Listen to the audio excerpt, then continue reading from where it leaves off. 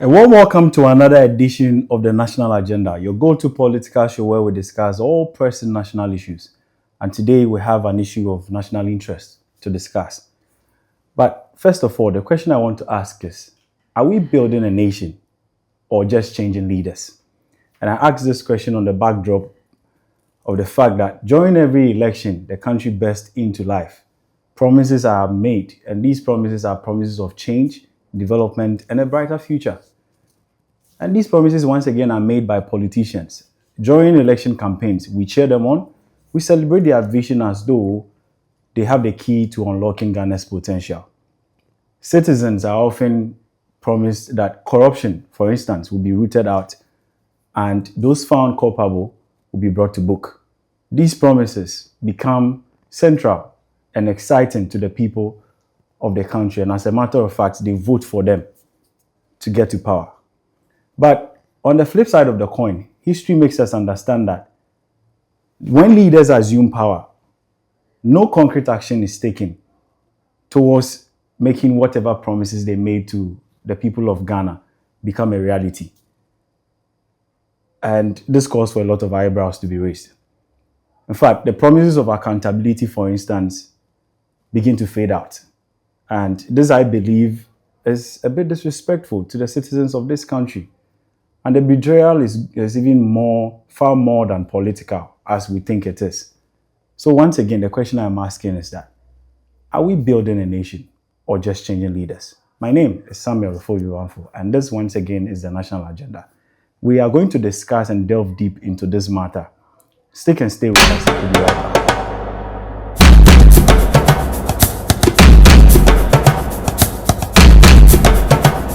Welcome back. Thank you for sticking and staying with us. And just like I stated earlier, I have a special guest in the studios with me today to help me discuss or delve deep into the matter on the table.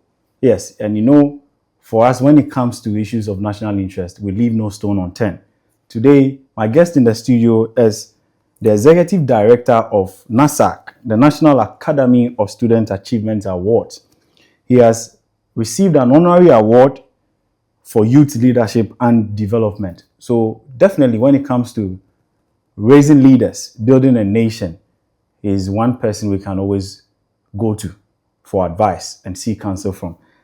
This, my guest, is no other than Rifat Yakub Abubakar. Rifat, it's good to have you in the studio today. Thanks for having me. Yes, I think I saw you last week during the NASAG Awards. Was it last week? Last week. Yeah, last 2 weeks. That was on the 22nd Okay. November, so approximately 2 weeks. Yeah. Yes. Today is 2nd. Yes. So more so 10 days. So 2 weeks. Yeah. 2 weeks. It's been stressful, I can see. But I know you to be an individual who is a go-getter, who does not bow down until results are achieved. Definitely. So I must applaud you for that very wonderful program. Thank you. In fact, it was a grounds for us to meet a lot of change makers, industry players. Yeah. And I saw most of the students that came, the award receivers, the nominees, most of them were happy. Yeah.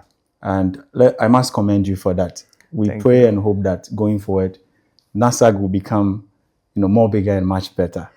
That's what we are working on. Exactly. So, Rifat, your initial thoughts on what we are discussing today. Are we building a nation or just changing leaders? What comes in mind? Okay, so let me say greetings to your cherished viewers.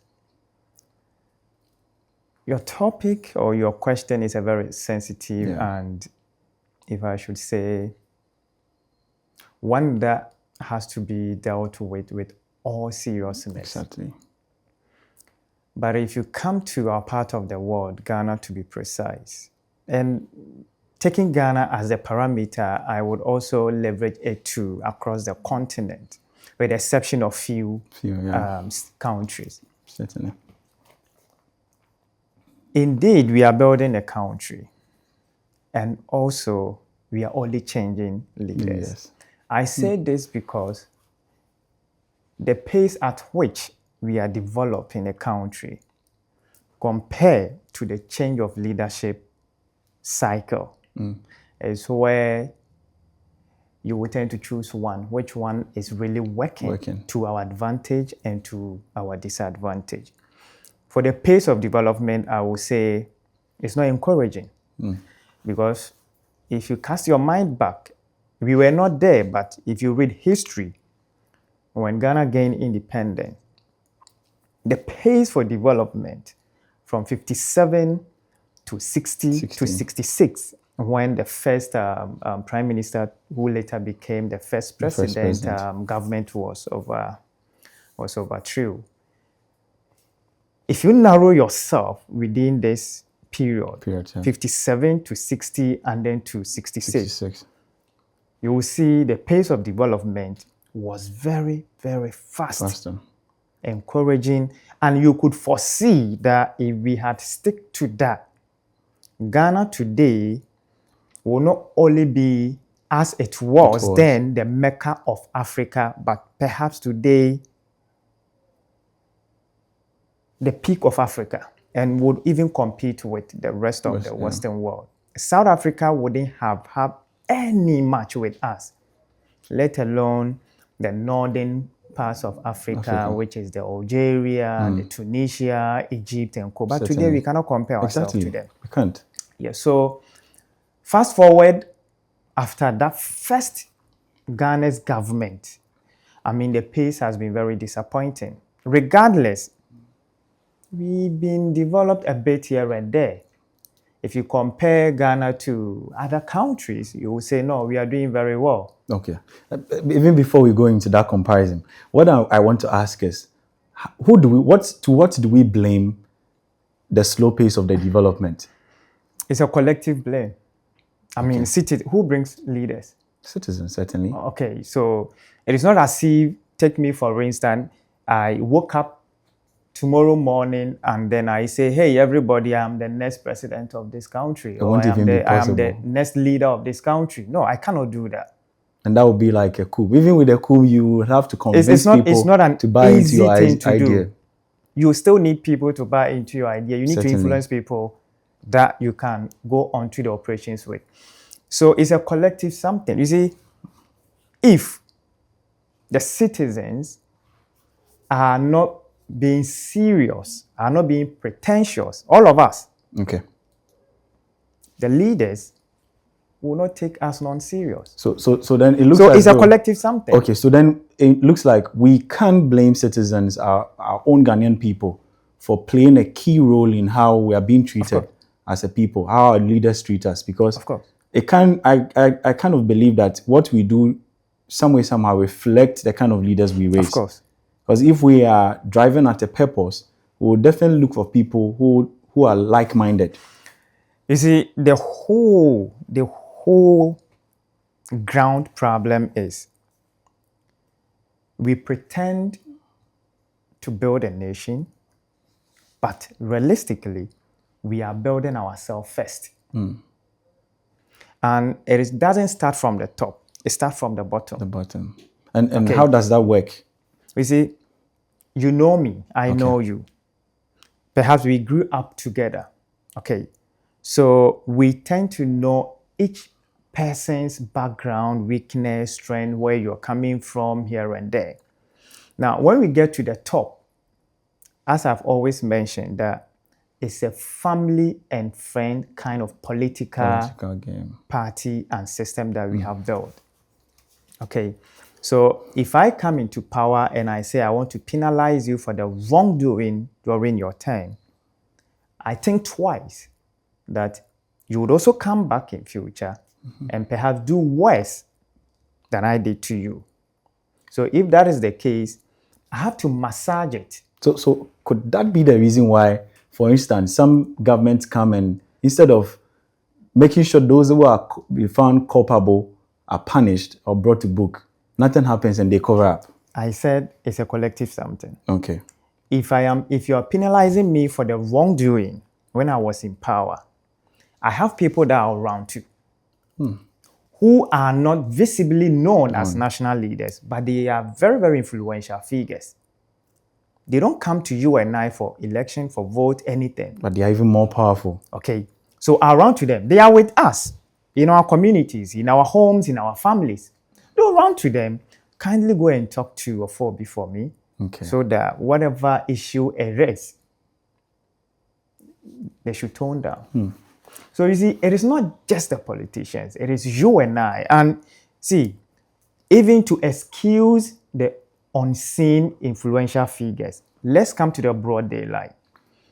If somebody you perceived or you know in a political space whom you've never met before, you've never enjoyed anything from before, listen to my way, you've never enjoyed anything from before, but for the fact that the person is affiliated to your sympathized party, when the person is being held accountable, you say no. Let alone you know this person and this person has helped you before. It means you will come out to defend the person. But you see, so let me try and make this comparison with the Western world. Is that the case over there? Of course, no. It is never the case. How is that we can't do that? But this is it. You see, every society learn from what they did good and the results, and what they did bad and the implication. It is not as if the Western world, they overnight became expert, accountable, good. No. They started from somewhere as we've started. Okay. Dating back to, what historians will say, the medieval period or the Dark Ages. In fact, if you read history about France, France wasn't practicing anything like democracy here and there. It was monarchical. But when the people rose against that system, it changed the face of France. Because it was the royals, the rich, the merchants, they were ruling the country at the expense of the poor people. But when they rose, it has changed for centuries now.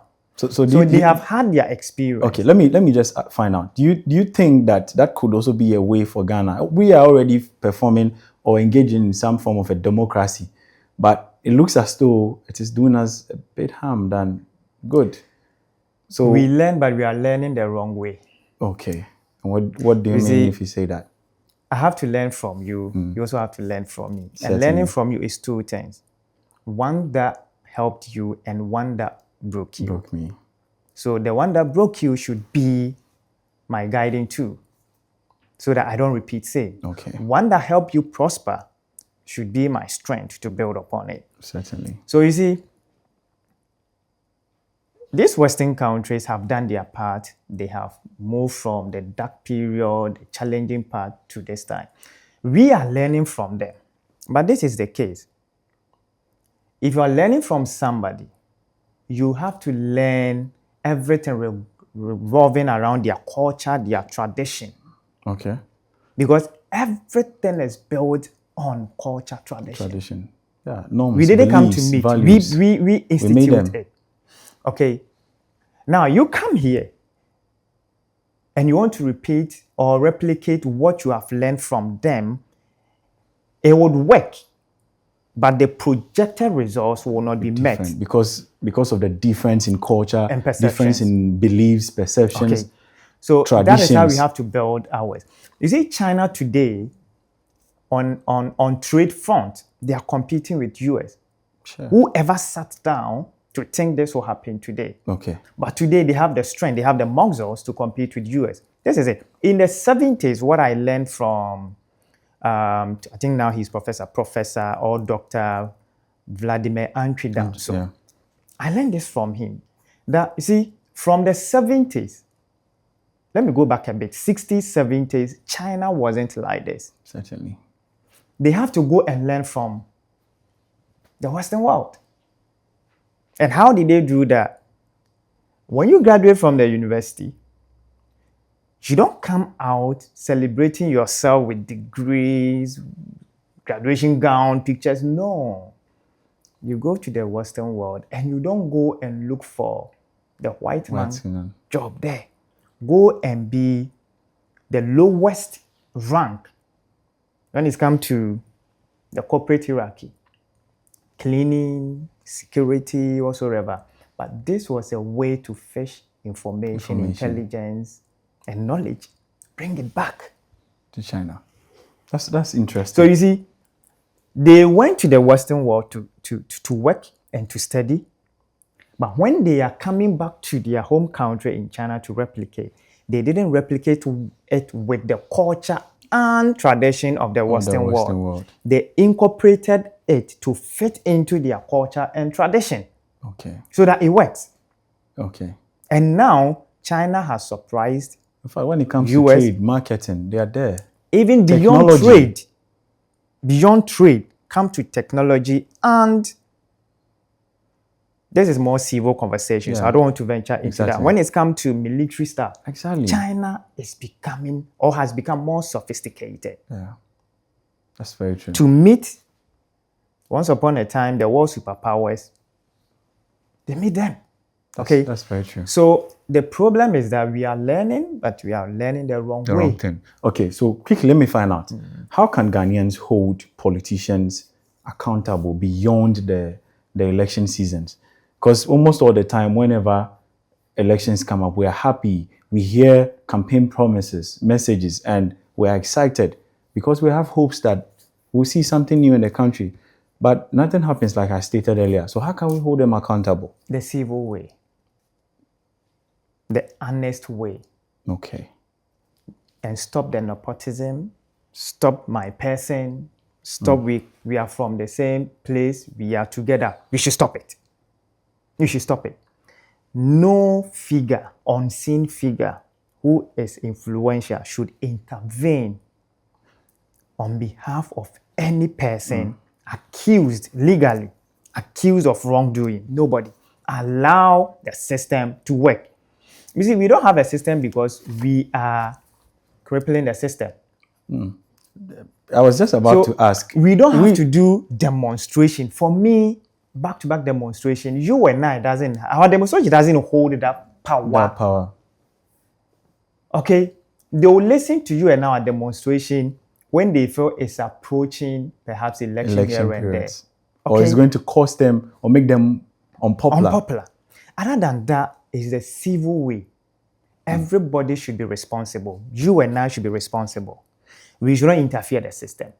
If this new government is legally apprehending those, quote unquote, perceived to be, involved in corruption and corruption-related issues, we should not. Whether you are party white, party green, allow the new government to take action. Okay. Because if you interfere, you would be expecting that when your party comes into power, they should hold the other party accountable. Don't forget, their people would also rise and say it's a witch hunting. All right. So let me ask, on that grounds of even the witch hunting, it looks as though Ghana as a country does not have a particular modular or mode of operation when it comes to progress, development. Because I have searched through document to see if Ghana as a nation has got a long-term strategic plan, but I have not found any. All that is available is political manifestos and all that. So I want to ask, how can the average Ghanaian citizen, what practical steps can the average Ghanaian citizen take to see to it that we as a country or as a people foster the culture of development and progress? We had it before.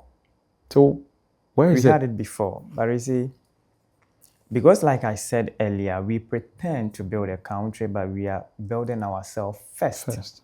Okay. The first ever country's president had, 5, 10, 50-year development plan for the country. To the point that he was even consuming and helping other neighboring countries. Okay. It was all part of the long-term development plan. I see. It was all part of it. It was strategic.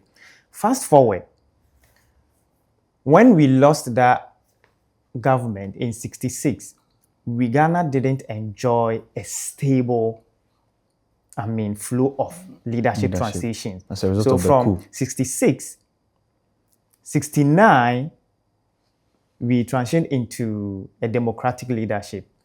And then 1972, there was another. Again. From 1972 to 1975, there was another, but not two. Yeah. I think was it 1975 or 1977? And then 1979, there was another. 1981, there was another. So from 81 to 1992 92, yeah. was the second period of Ghana that had a long Long, time of stability. sure. The first And stability that's was when we saw 57. the introduction of the railway lines and everything. It was again. done before even before. Nkrumah came, Yes. but it was, advanced a little bit. So the stability period Ghana enjoyed first was from Nkrumah era 57 to 66. 66. And it that was truncated. Between 66 all the way to 81 was a short stability. A year, 2, 3, maximum 5 years. So from 81 all the way to 92, which is approximately 10 or 11 years, was when we began to have the second phase of long period stability. And then we move away from the, military rule to democratic leadership from 92 all the way to today. So we had a development plan. And as we speak, Ghana has a unit or an authority that is in charge of the National Development Plan. So we have a plan sitting there. And it looks as though the ideology behind it. We've made it look like that is for the nation, but that is not for the party. You see the difference? So there's a national development plan, yet every party comes into office with their own kind of development plan. We could have a system that would shape everybody in line, every government in line to follow the plan. But because you and I are crippling the system, it is giving way for the political parties to now give us their wish of development plan. And this is, you see, our political space in Ghana, I call it a private business. I run a business, right? I don't look at the bigger picture of what my business would impact people that much, but I look at how the impact will attract people to patronize my business. That's it, money. Okay. And to continue to entice people to patronize my business, the proceeds, I take a bit of it to do what we call the corporate social responsibility for the people to know that I care them, I want to support them because they've patronized my product. That is how our political system is run. And that's very unfortunate. And the average Ghanaian seems to be struggling now than even before. That average Ghanaian, I'm an average Ghanaian, you know, where I would wish somebody, and I always applaud people that risk their life, risk their future, their opportunities to fight for me. But this is the case. They say me that want somebody to fight for me, I end up fighting that person. That person. So you see, our problem... And Ghanaians talk a lot. Of course. Almost all the time. Our problem, I cannot boldly say I would be an angel if I assume a national leadership because I am trained, I am raised in the same culture, tradition, system that current leaders were also raised. So if I want to bring a drastic change, it's just a handful of Ghanaians that will side with me. Majority will not side with me. Certainly. And this is why, like I said, our political system is run like a private business. Politicians have come to realize what we want to hear. So they will tell us what we want to hear. And then we put them there. And in life, two things makes us and will make us. What you need and what you want. If you're able to identify what you need, you are halfway through your life to make it. Because need is what makes you survive. Want is what makes you excite. We want to listen to the exciting ones. We don't want the needful one. The needful one comes with challenges, responsibilities, discipline. And we don't want to be challenged. So, Rifat, let me quickly ask, can Ghana break free from this short-term political structure and begin to start a long-term political system where we can cultivate that long-term lifestyle of building the nation? If we can, how?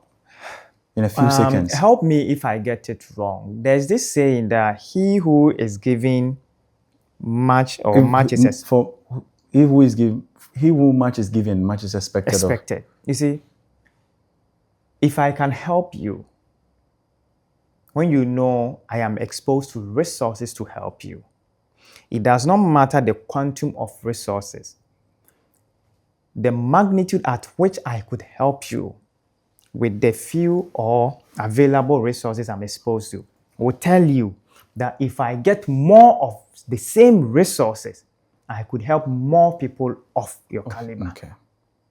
So we are already in 4 years tenure cycle. What is the impact? And then you expect to go more than 4 years. More than 4 years. It may be hell. Just imagine you've survived. Just imagine you've survived a period of 4-year cycle that you least want to talk about again in your entire life. Imagine that 4 year was 6 years. You understand my narrative? That would be very uncomfortable and unbearable. But imagine that 4 year was one that you could see a tangible change nationwide. Tangible change when you pick the youth front. Tangible change when you talk of national, people that love the nation at heart. When you see that, then you will say, then instead of the 4 years, let's make it 10 years. Okay. Because one thing I believe, staying in power for long has an implication to help the country, provided you have the good one. The good one. Let me cite few examples, even in Africa. Okay. First, let's go to Rwanda. Paul Kagame came in 93 or 94, if I am correct. Till date, that is about 31 years or so.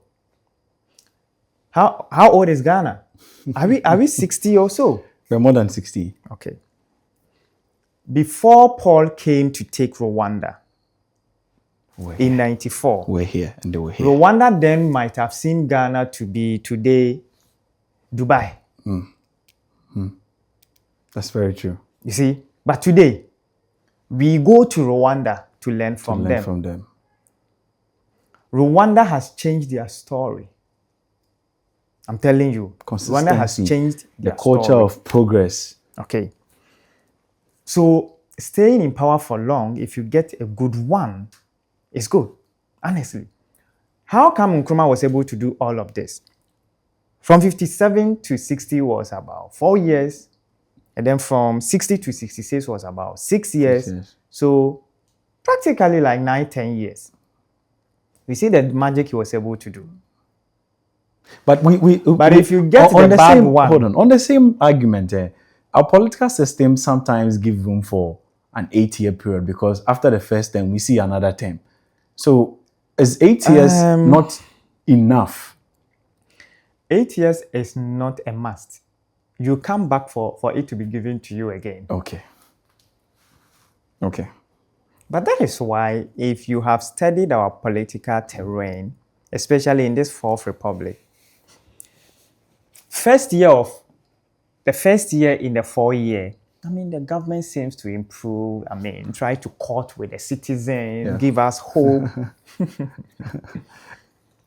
Second, third, in between second and third, then the hell begins to... They relax. And then the last year for election, they try to tone down a little bit. But then, toning down a little bit to make things look pretty good, people refer you to that second and third.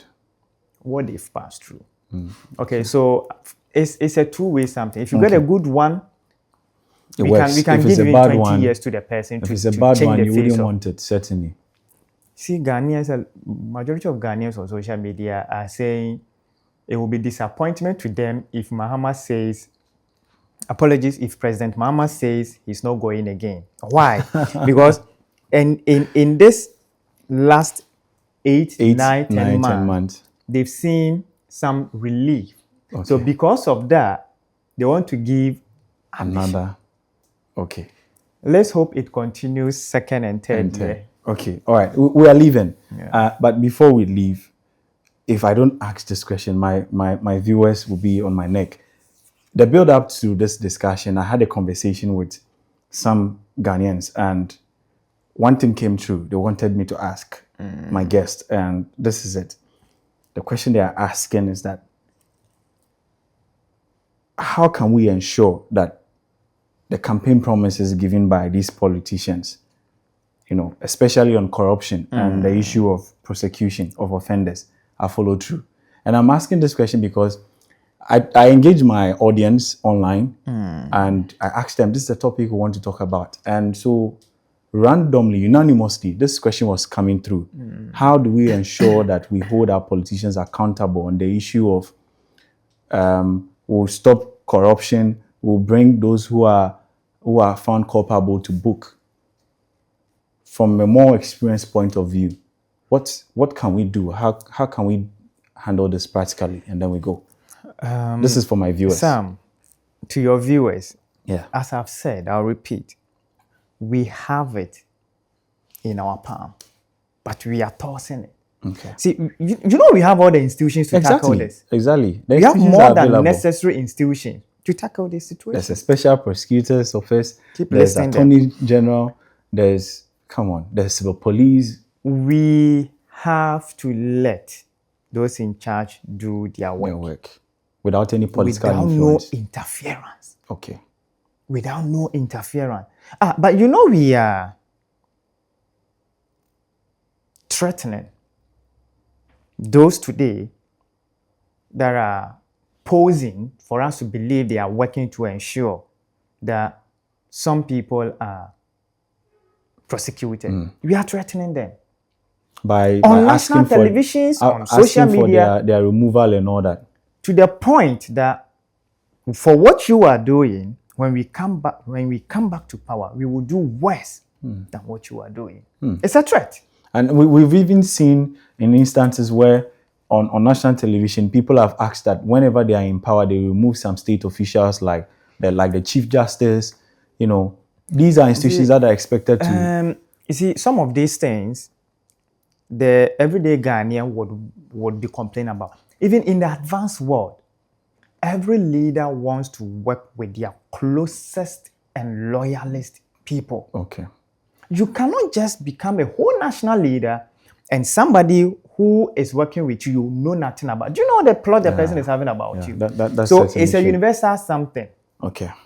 But if these things will happen, we should try and make it more rational, more subjective to the modus operandi of these offices, and not just It's not magic. We cannot change and get what we want if we are not ready to change ourselves and ensure that what we want must happen. All right. So practically, what we need is to allow the institutions do their work. jobs, allow them work, and after a while, if we are not seeing any progress, then we can hold them accountable.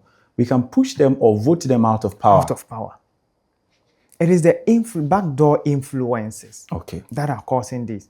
And you see, I mentioned the unseen influential figures.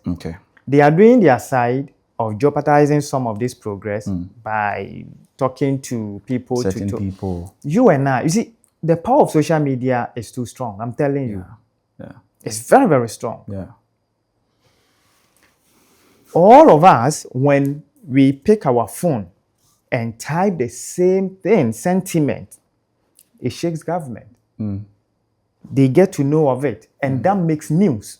Today, news is not when media houses take car and go to far places. No. It's on social media. Exactly. So you see, the unseen people are doing it. Social media is also doing it. So let's empower those in power to do the work for us. Let's not cripple them.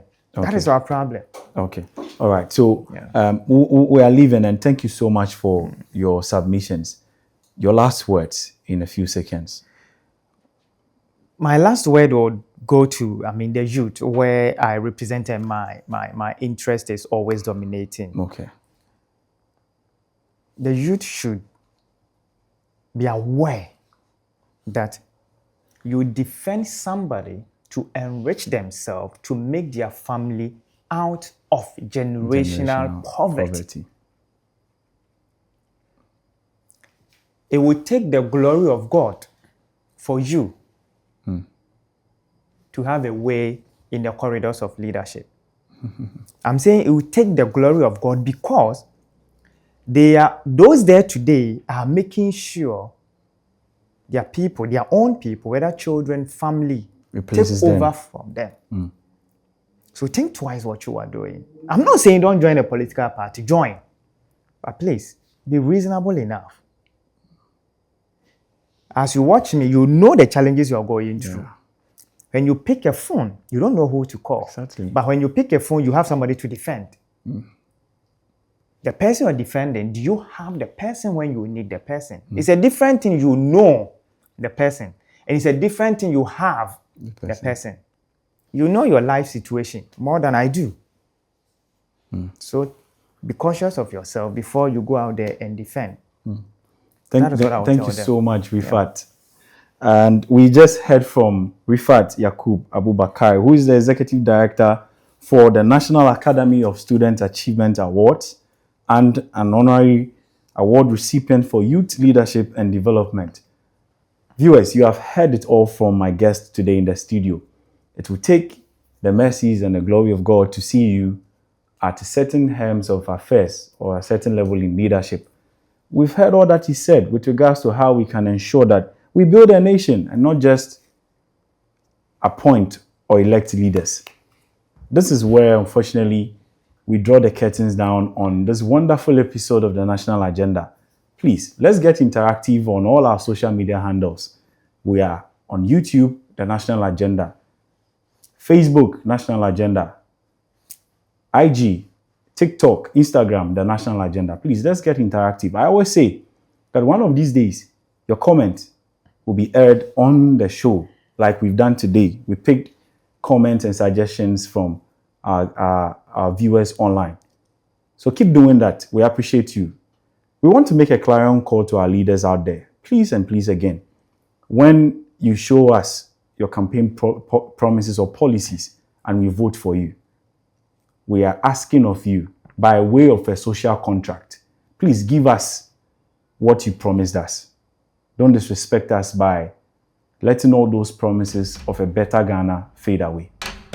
This has been the National Agenda, and my name still remains Samuel Ofobi Bamfo. See you in another episode.